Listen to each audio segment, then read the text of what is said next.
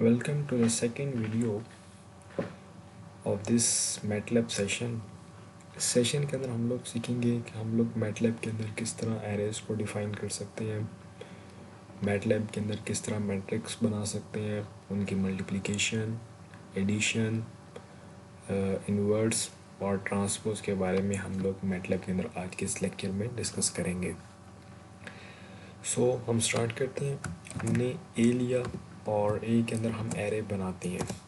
आपने square brackets लेनी है। हम 3x3 मैट्रिक्स से स्टार्ट करते हैं, 1 2 और 3। आप कोई भी वैल्यूज़ ले सकते हैं अपनी मर्ज़ी से। अगर मैं इस स्क्वायर ब्रैकेट के बाहर सेमी कॉलन यूज़ करूँगा तो ये नीचे 3x3 का मैट्रिक्स शो नहीं करेगा। अगर मैं नहीं यूज़ करूँगा तो ये यहाँ पे शो करेगा। देखते हैं अब ये देख सकते हैं 3x3 का मैट्रिक्स शो कर दिया। अब हम सबसे पहले मैट्रिक्स की दो मैट्रिक्स की मल्टीप्लिकेशन डिस्कस करते हैं। तो उसके लिए हमें बी मैट्रिक्स चाहिए। तो बी इज़ इक्वल टू, अब मैट्रिक्स का ऑर्डर ऐसा होना चाहिए कि इसके साथ मल्टीप्लाई हो जाए। तो ये है 3x3 का मैट्रिक्स। तो अब हमारे पास एक ऐसा मैट्रिक्स होना चाहिए जिसमें 3 रोज होनी चाहिए और 2 कॉलम्स होनी चाहिए, या फिर 3x3 का मैट्रिक्स हो सकता है। तो अब हम देखते हैं 2 3 3 2 5 2।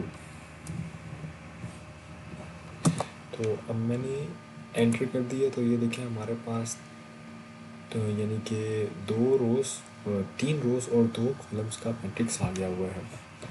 तो अब हम लिखते हैं ए स्टार्ट बी।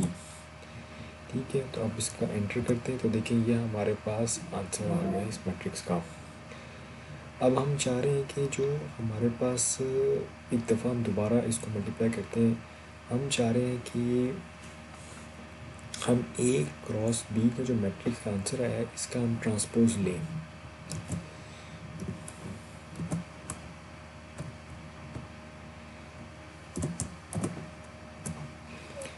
ये आपके पास सी की वैल्यू आ गई है।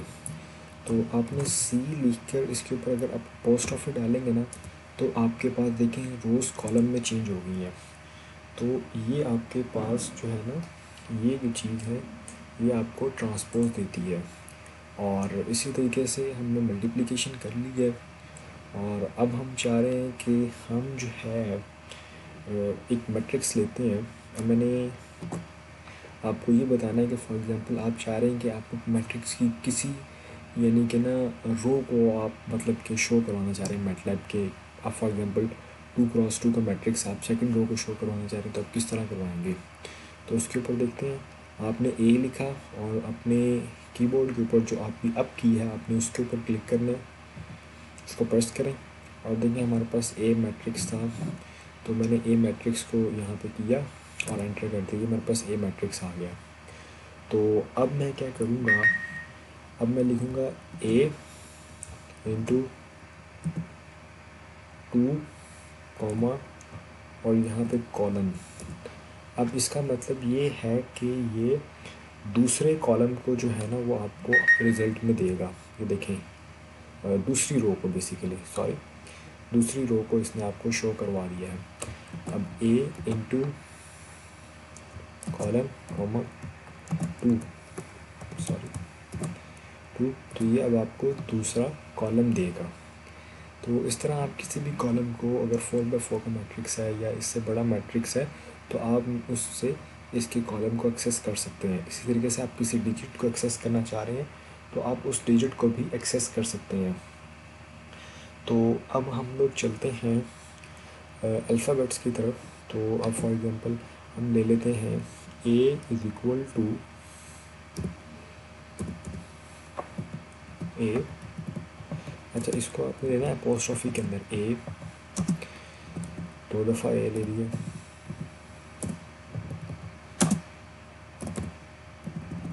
3 दफ़ा ए लिया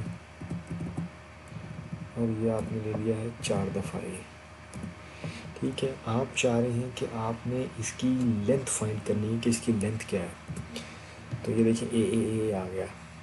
ठीक है, तो आपने लिखना है STR हम बेसिकली लेंथ फाइंड कर रहे थे, तो उसके लिए मैंने बताया था strlength ये लिखा हमने। आगे देखें, इसको मैं लेता हूँ for example b is equal to strlen, और हम क्योंकि a की फाइंड करना चाह रहे तो हमने a लिखा, तो एंटर करेंगे तो देखें 10 आ गया।